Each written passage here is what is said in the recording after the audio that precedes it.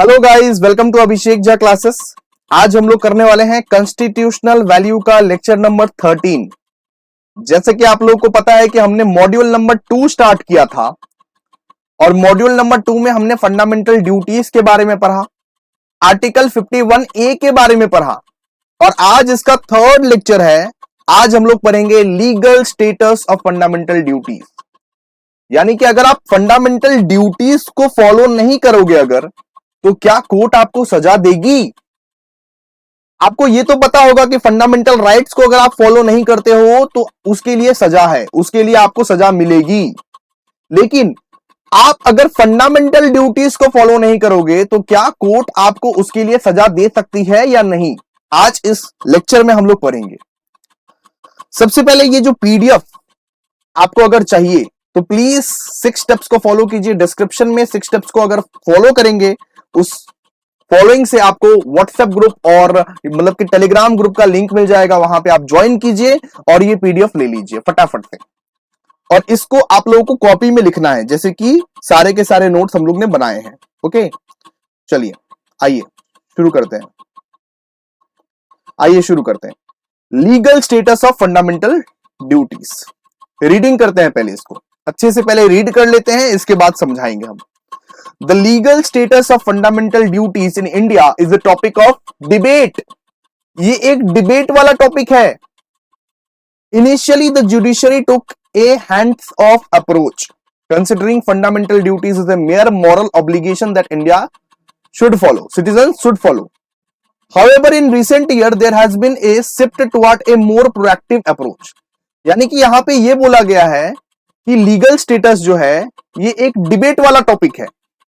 पहले जब fundamental duties आया था तब जुडिशरी उस पर कोई एक्शन नहीं ले रहा था। अगर कोई फंडामेंटल ड्यूटीज को फॉलो करे तो भी भला, ना फॉलो करे तो भी भला, उसके लिए किसी को भी कोई सजा नहीं है। लेकिन आजकल जो है ना, जुडिशरी बहुत ज्यादा प्रोएक्टिव अप्रोच से काम कर रही है, उस पर एक्शन ले रही है। आजकल फंडामेंटल ड्यूटीज को प्रधान माना जा रहा है और फंडामेंटल ड्यूटीज का अगर आप उल्लंघन करते हो, अगर आप फॉलो नहीं करते हो फंडामेंटल ड्यूटीज को, तो आपको सजा मिलती है। आजकल सुप्रीम कोर्ट ने क्या बोला? The Supreme Court of India has held the fundamental duties are not mere moral obligation but they are equally important as fundamental right. Supreme Court ने यह बोल दिया कि जिस हिसाब से फंडामेंटल राइट इंपॉर्टेंट है, बिल्कुल उसी हिसाब से फंडामेंटल ड्यूटीज भी इंपॉर्टेंट है और सबको मानना ही पड़ेगा। अपने ड्यूटीज मानना ही पड़ेगा, ओके, करना ही पड़ेगा। ये आपका कर्तव्य है फंडामेंटल ड्यूटीज को फॉलो करना। ओके, सो यहां पे बहुत सारे केस के बारे में लिखा हुआ है, बहुत सारे कोर्ट केस हुआ था फंडामेंटल ड्यूटीज के ऊपर एक्शन लिया जाए या नहीं लिया जाए। ये सारे केस के ऊपर आधारित है। अब देखिए यहां पे लिखा हुआ है, in the case of M C Mehta versus Union of India.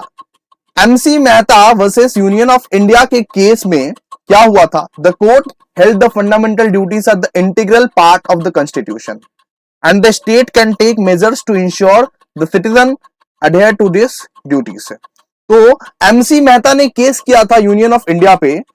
इसमें कोर्ट ने फैसला किया था कि फंडामेंटल ड्यूटीज एक इंटीग्रल पार्ट है, बहुत ही इंपॉर्टेंट पार्ट है कॉन्स्टिट्यूशन का, और हमेशा स्टेट को यानी कि हमेशा पूरे के पूरे गवर्नमेंट को मेजर्स लेना चाहिए कि आप लोग हमेशा फंडामेंटल ड्यूटीज को फॉलो करो। ठीक है, इस केस में तो ये हुआ था। सेकेंड वाला केस देखिए, इन the case union of India versus Naveen Jindal. Union of India के साथ ही ये सारे केस होते हैं। Union of India versus Naveen Jindal. The court held that the right to clean environment, ठीक है, राइट टू क्लीन एनवायरमेंट भी एक आपका फंडामेंटल राइट है जो कि क्लोजली लिंक्ड है फंडामेंटल ड्यूटीज से। फंडामेंटल राइट भी है आपका कि आपको अपने एनवायरमेंट को क्लीन रखना है। उसी वजह से नवीन जिंदल और यूनियन ऑफ इंडिया के बीच में कोर्ट कचेरी हुई थी, है ना। The court emphasised that citizen have the duty to protect the environment. इसमें कोर्ट ने यह बोला था कि आपका यह ड्यूटी है कि आप अपने एनवायरमेंट को क्लीन रखोगे, आप अपने एनवायरमेंट को प्रोटेक्ट करोगे, and the state can take measures to ensure the duty is fulfilled. और स्टेट इसके लिए मेजर लेगा। जो भी कचरा फेंकते हुए पाया जाएगा या जो भी एनवायरनमेंट को क्लीन नहीं करेगा उसको जेल में बंद किया जा सकता है, उसके ऊपर कार्रवाई की जा सकती है। यहां पे सुप्रीम कोर्ट ने डायरेक्टली बोल दिया, हालांकि यह भी एक फंडामेंटल ड्यूटीज था। मैं क्या बोला था कि फंडामेंटल ड्यूटीज पहले पहले जमाने में कोर्ट नहीं मानते थे, पहले पहले बोलते थे कि जिसको मानना है फंडामेंटल ड्यूटी मानो, नहीं मानना है मत मानो। लेकिन आजकल का जमाना एकदम नया जमाना है जहां पे सुप्रीम कोर्ट बोलता है कि जिस हिसाब से फंडामेंटल राइट को मानते हो उस हिसाब से तुम्हें फंडामेंटल ड्यूटीज को भी मानने पड़ेंगे। इसीलिए ये कोर्ट केसेस आपको हम दिखा रहे हैं, इस कोर्ट केसेस के हिसाब से फंडामेंटल ड्यूटीज ही जीता है। क्लियर? इसके बाद देखिए और एक केस के बारे में सुनते हैं। The Supreme court in the case of Uttar Pradesh versus Rajnarayan. तो उत्तर प्रदेश के साथ राजनारायण का सुप्रीम कोर्ट में केस हुआ था। Concluded that the fundamental duties are not solely moral obligation, यानी कि फंडामेंटल ड्यूटीज कोई ज्ञान की बातें नहीं है, फंडामेंटल ड्यूटीज कोई मॉरल ऑब्लिगेशन नहीं है, उसके लीगल कॉन्सिक्वेंसेस भी आपको भुगतने पड़ेंगे। अगर आप फॉलो नहीं करेंगे तो उसके लीगल कॉन्सिक्वेंसेस आपको भुगतने पड़ेंगे और भुगतने के लिए तैयार रहिए। The court determined that if a citizen fails to fulfil the fundamental duties, court ने बोला कि अगर एक सिटीजन फंडामेंटल ड्यूटीज को फॉलो अगर नहीं करता है तो उसके अगेंस्ट लीगल एक्शन फेस होगा ही होगा, उसके अगेंस्ट लीगल एक्शन लिया जाएगा, है ना। इसीलिए अपने फंडामेंटल ड्यूटीज को बच्चों आप लोग बहुत बेहतरीन तरीके से फॉलो कीजिए, वरना कोई भी केस कर देगा आपको जेल जाना पड़ेगा। समझ रहे हो? समझ रहे हो? अगर समझ रहे हो तो प्लीज लाइक कर दो, लाइक कमेंट और शेयर फटाफट से, बहुत मेहनत कर रहा हूं आपके लिए। चलिए प्यारा सा कमेंट भी कर दीजिए। इसके बाद देखिए इन कंक्लूजन, कंक्लूड करके ये बोला गया, इन कंक्लूजन यानी कि शॉर्ट में ये बोला गया, the legal status of the fundamental duties in India has evolved over the year. ठीक है, आजकल के जमाने में फंडामेंटल ड्यूटीज का बहुत ज्यादा महत्व है। पहले के जमाने में कुछ वैल्यू नहीं किया जा सकता, लेकिन आजकल के जमाने में बहुत ज्यादा महत्व है, लेकिन अभी भी नॉन जस्टिबल है ये। The judiciary has taken a more proactive approach towards the enforcement. तो जुडिशरी बहुत कोशिश कर रहा है कि इसको एक पूरा स्ट्रिक्ट रूल बनाने का, लेकिन अभी भी नॉन जस्टिबल है। ठीक है, आजकल भी लोग फंडामेंटल ड्यूटीज को ना फॉलो करके भी बच जाते हैं, लेकिन हर किसी को अपने फंडामेंटल ड्यूटीज को फॉलो करना चाहिए। दोस्तों वो दिन दूर नहीं जब फंडामेंटल ड्यूटीज को फॉलो करना मैंडेटरी हो जाएगा, सबको फॉलो करना पड़ेगा वरना जेल में बंद, है ना। चलिए इसके बाद दिया है शुड इट बी जस्टिबल। ये क्या जस्टिबल है?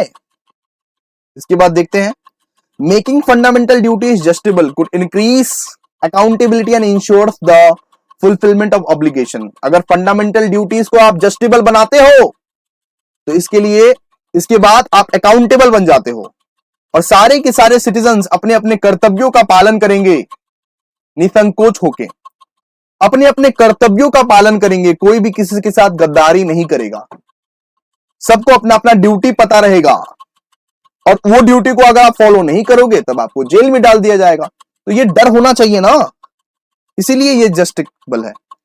ठीक है, इसके बाद देखो it could provide a legal mechanism for the state to enforce fundamental duties.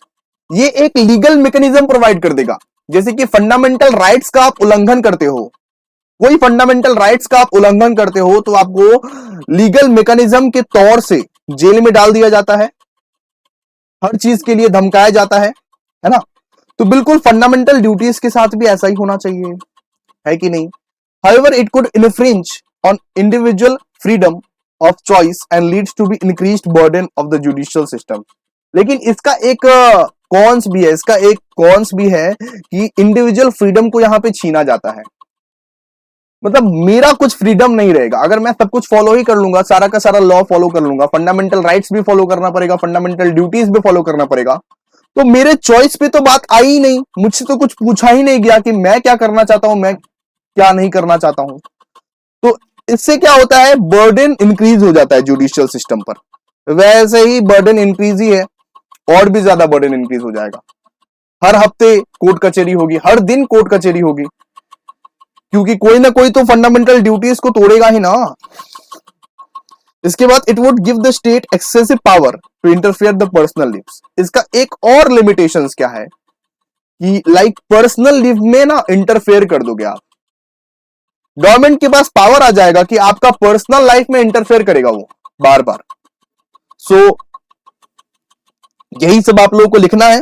इसका जो पीडीएफ है वो आपको मिल जाएगा टेलीग्राम चैनल में या तो व्हाट्सएप ग्रुप में, लेकिन फटाफट से आप इसको अपने कॉपी में लिखिए। जब तक कॉपी में नहीं लिखेगा तब तक कैसे परफॉर्म करोगे एग्जामिनेशन के लिए, ठीक है।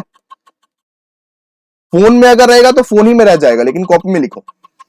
अब हम लोग नेक्स्ट टॉपिक पढ़ने वाले हैं, ड्रॉबैक्स ऑफ फंडामेंटल ड्यूटीज, यानी कि कौन कौन सा लिमिटेशंस है, फंडामेंटल ड्यूटीज के क्या क्या लिमिटेशंस है वो पढ़ने वाले हैं, ठीक है। ये भी आपके लिए इंपॉर्टेंट है, ये भी आ सकता है 5-10 मार्क्स में।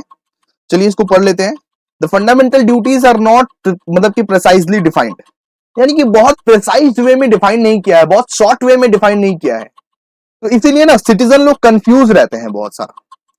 इतना लंबा चौड़ा फंडामेंटल ड्यूटीज को कौन पढ़ेगा, इसलिए 90% 80% लोगों को पता ही नहीं रहता कि हमारा फंडामेंटल ड्यूटीज क्या है। प्रिसाइजली डिफाइन करना चाहिए ना, शॉर्ट में बोलना चाहिए ना, शॉर्ट में बोलता ही नहीं है फंडामेंटल ड्यूटीज, एकदम लंबे लंबे आपको कॉपी किताब पढ़ने पड़ेंगे फंडामेंटल ड्यूटीज का, फिर आपको पता चलेगा, है ना। तो it is not precisely defined is the first disadvantage of fundamental duties, ठीक है। इसके बाद यहां पे बोला है most significantly they are merely moral and do not have justiciability. Like इसमें ना आपको मतलब कि जस्टिफिकेशन नहीं मिलता है, जस्टिस नहीं होता है इससे, है ना, जस्टिस नहीं मिल पाता है इससे। इसके बाद और एक प्लेस इन द कॉन्स्टिट्यूशन, यहां पे ये बोला गया है कि फंडामेंटल ड्यूटीज को पार्ट 4A में ऐड किया गया था, वो मतलब कि डेरिवेटिव प्रिंसिपल के बाद ऐड किया गया था, लेकिन डेरिवेटिव प्रिंसिपल के पहले ऐड होना चाहिए था।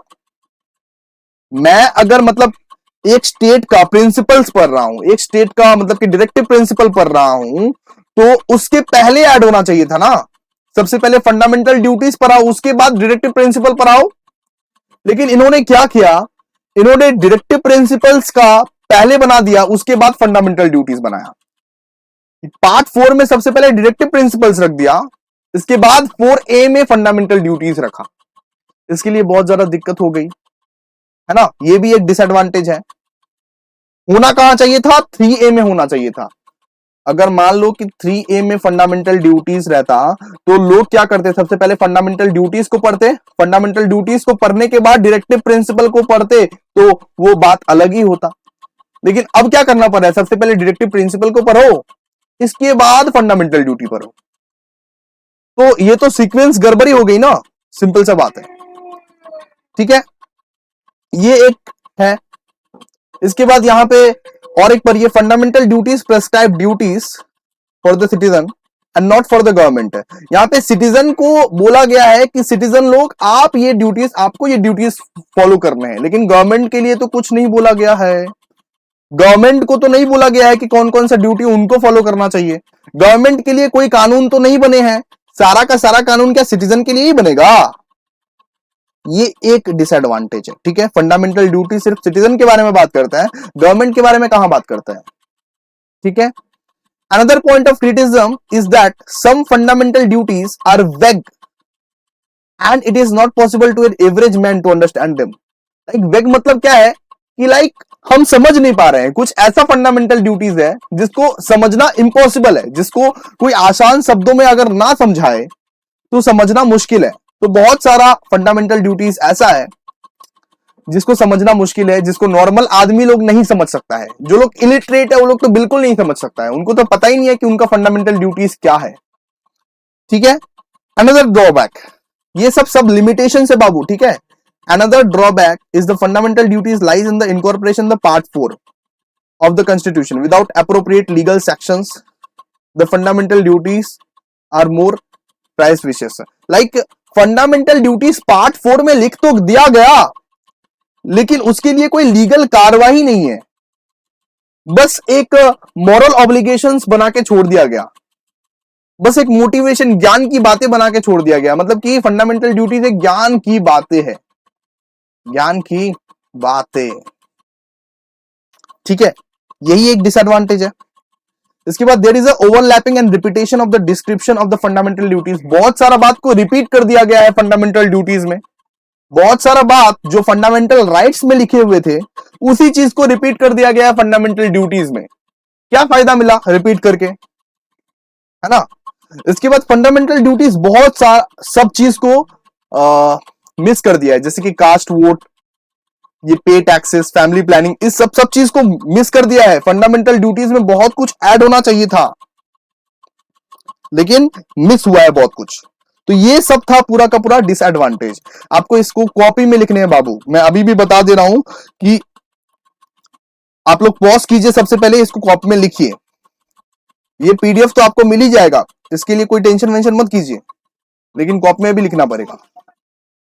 चलिए अब लास्ट टॉपिक के बारे में बात करते हैं, difference between fundamental rights and fundamental duties. Fundamental rights और फंडामेंटल ड्यूटीज का डिफरेंस क्या होता है। सबसे पहला difference, fundamental rights applies to the both citizen and foreigners.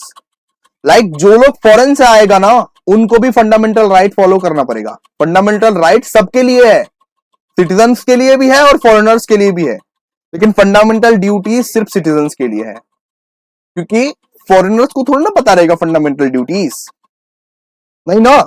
तो फंडामेंटल ड्यूटीज को कौन फॉलो करेगा, सिर्फ सिटीजन। यानी कि आप अपने कंट्री का सिटीजन अगर हो तो आप फंडामेंटल ड्यूटीज को फॉलो करोगे, लेकिन मतलब कि फॉरेनर्स उसको फॉलो नहीं करेगा, नहीं भी करेगा तो कोई दिक्कत नहीं है, ठीक है। इसके बाद they are not justiciable in nature. तो ये मतलब कि नॉट वो जस्टिबल है, ठीक है। इसको कोर्ट ने अभी भी तय नहीं किया है कि इसके लिए सजा मिलेगी या नहीं मिलेगी, कौन से लीगल सेक्शंस है, कौन सा गुनाह है, कौन सा ये है, कुछ भी अभी तक पता नहीं चला है। अगर आप फंडामेंटल ड्यूटीज को फॉलो आज नहीं भी करोगे फिर भी आपको ये हो सकता है कि सजा नहीं मिलेगी, ठीक है। कोई कोर्ट केस कर दिया आपके ऊपर फिर आपको सजा मिल सकती है, लेकिन वैसे आपको सजा नहीं मिलेगी, बिकॉज लॉ में कुछ लिखा ही नहीं गया है ना। इसके बाद फंडामेंटल राइट्स के बारे में पढ़ते हैं। Fundamental rights have negative impact of the government. Fundamental rights एक गवर्नमेंट के ऊपर नेगेटिव इंपैक्ट पड़ता है, और फंडामेंटल ड्यूटीज से सिटीजन्स को ये पॉजिटिव इंपैक्ट पड़ता है, ठीक है। फंडामेंटल ड्यूटीज सिटीजन्स को संभालता है कि भाई सिटीजन्स समझ जा, ये सब सारे ड्यूटीज को फॉलो कर, ठीक है। तो देखिए हम लोग इतना तक तो किए, और ये सब सारे क्वेश्चंस आपके एग्जामिनेशन में आ सकते हैं, तो बिल्कुल आप लोग बहुत बढ़िया से पढ़िए। और मॉड्यूल 2 को हमने फाइनली खत्म कर दिया, मॉड्यूल 2 को हमने फाइनली खत्म कर दिया। अब और कुछ कुछ क्वेश्चंस है मॉड्यूल 1 का, वो डिस्कशन करके हमारा कॉन्स्टिट्यूशनल वैल्यू खत्म हो जाएगा। एक मिनट रुकिए, सबसे पहले मॉड्यूल 2 जो है खत्म, और मॉड्यूल 1 जो है कुछ बाकी है, रिमेन है, उसको हम लोग पढ़ा लेंगे, और 1-2 लेक्चर्स में, विद इन 1 और 2 लेक्चर्स हम लोग कॉन्स्टिट्यूशनल वैल्यू को वाइंड अप कर देंगे। तो याद से ये सारे के सारे लेक्चर्स कीजिएगा। और अभी भी बीकॉम सेमेस्टर 1 के फ्री क्लासेस को ज्वाइन नहीं किया है तो प्लीज 6 स्टेप्स को फॉलो कीजिए। 6 स्टेप्स आपको मिलेंगे डिस्क्रिप्शन में, ठीक है। फॉलो कीजिए और ज्वाइन कीजिए। थैंक यू, मिलते हैं नेक्स्ट वीडियो में, तब तक के लिए बाय।